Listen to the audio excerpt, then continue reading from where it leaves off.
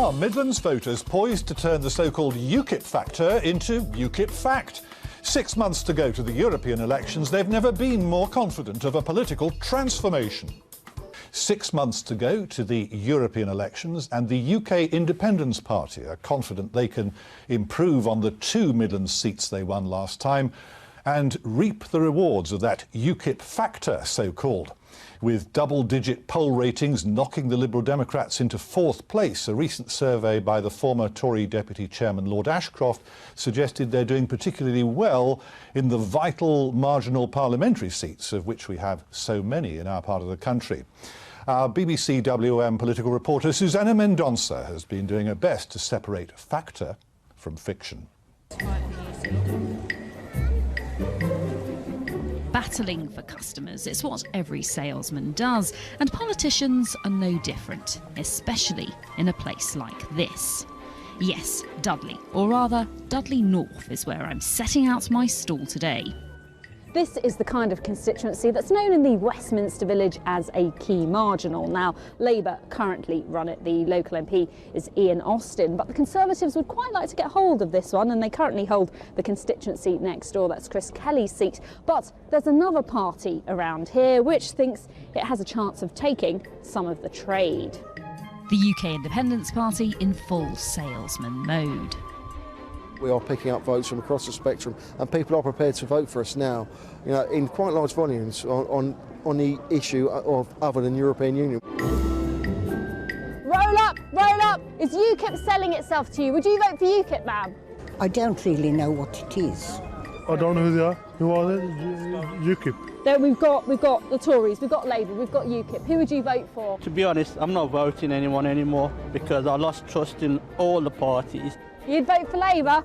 Come and tell me about it. Well, I used to vote for Labour, but they've lost millions of voters, haven't they? And so UKIP, what's better about them than Labour? Well, I think they'll be fairer to British people.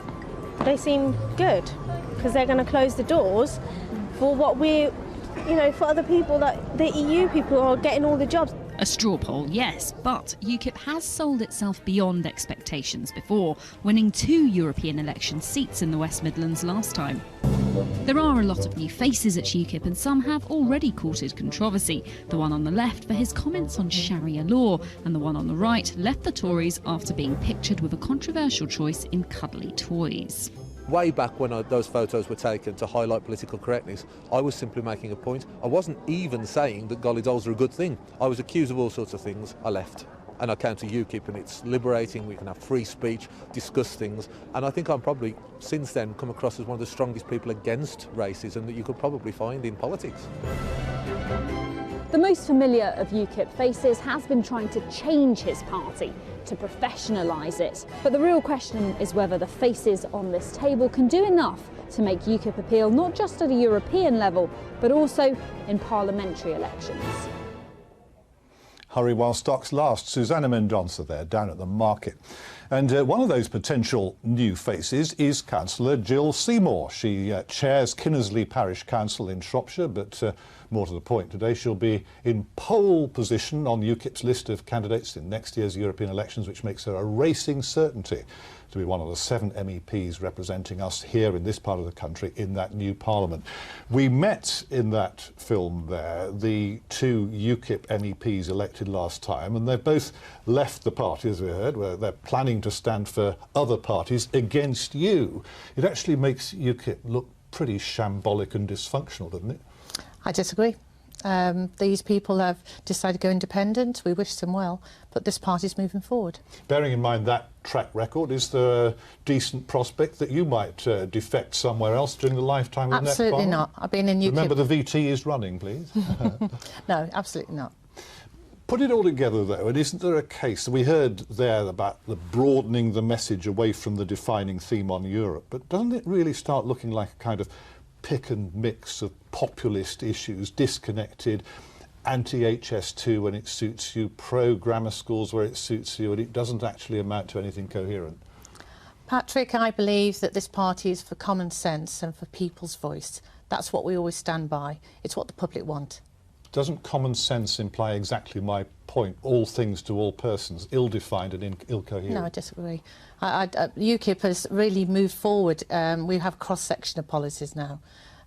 Yes, the EU is a major one, but there is major local policies that we focus on. We believe in people having that voice.